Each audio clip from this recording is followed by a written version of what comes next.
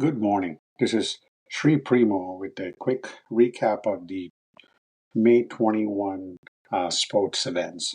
So, a couple of things that went. One was, let's start with the NBA, where we had the Eastern Conference final between the Knicks and Pacers at the hallowed Madison Square Garden arena. And it did seem for a while that I was actually, playing pickleball, and the game was going in the background, and all those TVs there in the facility. And every time you looked up, you saw the Knicks were up. And at one point, the Knicks took almost like a 16, 17 point lead uh, to extend the lead. And it looked, I think at various points, it was double digits. So at that point, the Knicks had a 99% chance of winning the game. I think uh, even higher. I think I saw something. It says 99.7% chance. But uh, the Pacers came back. Very interesting at the end of regulation. Halliburton, 2 points to tie, drives up, and then goes back, and then tries to hit a three-pointer to be the hero. Doing the choke sign that Reggie Miller did many, many years ago against the Knicks when the Knicks were up 7 points with 18 seconds to go and then lost that. That's the famous Reggie Miller game in the Madison Square Garden. And Reggie was actually calling the game yesterday. But Halliburton did something very similar. It was down at three, went into overtime. The Knicks took a 4 point lead in the overtime, but then uh, it seemed like there was a turnover that went off Jalen Brunson's hand, and then Pacers were able to extend the lead to three. The Knicks couldn't do much with it, so that's how it ended.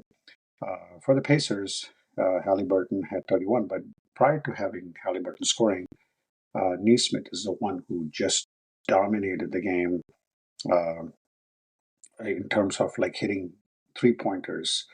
And then the Knicks were 11 for 34, the Pacers 15 for 37. So that's where 40% chance, 40%. And their shooting, the free throw percentage was much better as well.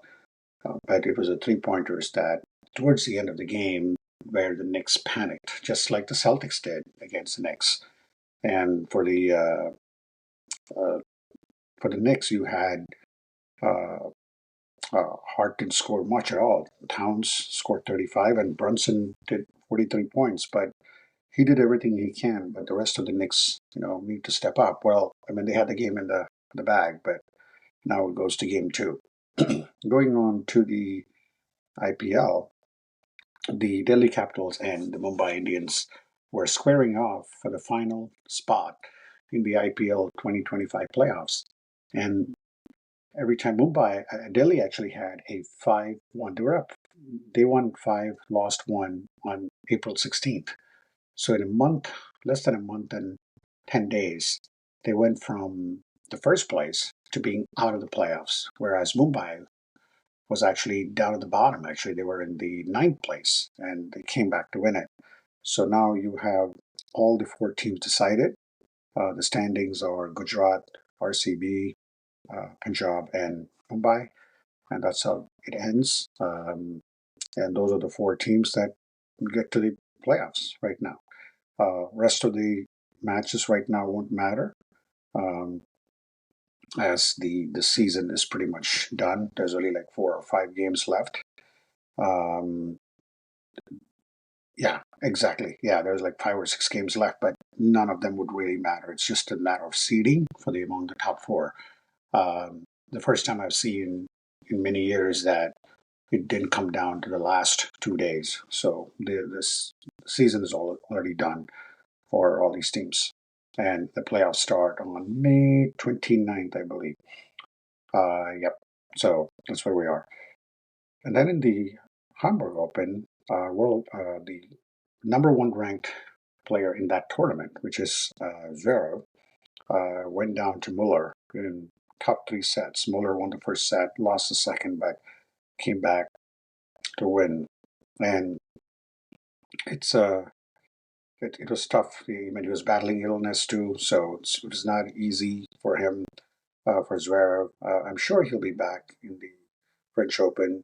I think he threw up many times, had a fever all night, and still came to play. So, but I think he'll be back. He'll be back in the French Open uh, with full rigor.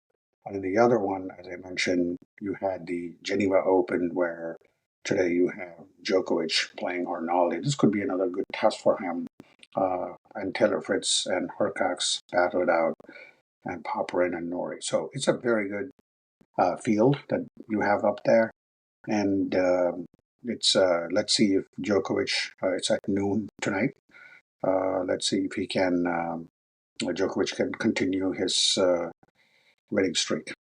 So the French Open draw should be coming out very soon, and I'm really excited.